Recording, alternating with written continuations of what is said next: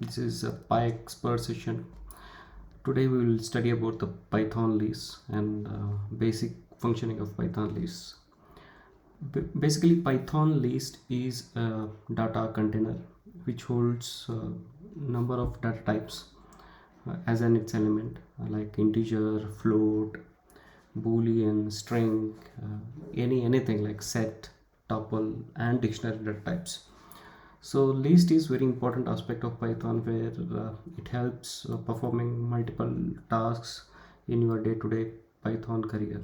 So understanding list is very helpful in future to work with the multiple datas and looping through any of your uh, mm, containers like numbers, jobs, whatever the things you want to do. If you want to do some functions and loop through some aspects of your data, then list is your mostly your primary reference. Now let's study how it can be created. It can be created using two simple ways, and one is using this simple way, L equal to two square brackets. One is open and another one is end square bracket. This will create one empty list, and that's what is being printed.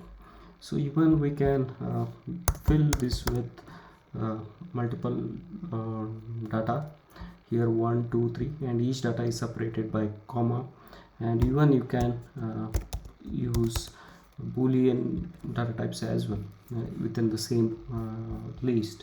So yeah, this also can be possible. And also you can add strings like this, and even you can add a list inside list. So anything you can add as a data type, and that's the advantage of a list. There is another way in which you can create a list, and that is just using a list keyword. I'm creating one more list, and this is the way we're creating it, and we try to print that list, and here we go.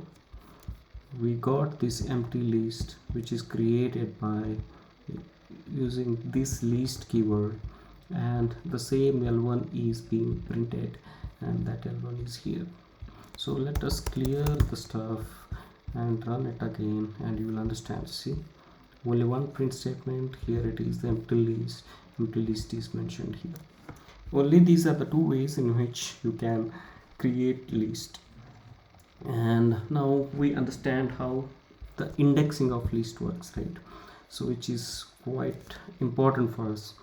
Now indexing has two ways here. One is positive indexing and another one is a negative indexing. Each and every element is tagged to from integer. That is, the first element is, let's say I have three elements here, which are strings, and then I need to print those indexes, right? I can access the first element which you want to access. Just you need to print that first element. So there's a square bracket in which you have first index, right? First element starts with a 0, so hence I'm calling that first element. Yeah, q is being printed. I will comment this out so that it won't disturb us in future, and I'm calling, yeah, q is being printed. I'll clear it for you. Now if I see 1, yeah, and then yes, see, yes is being printed. So it is index is being done in a typical way, which starts with a 0, 1 and 2.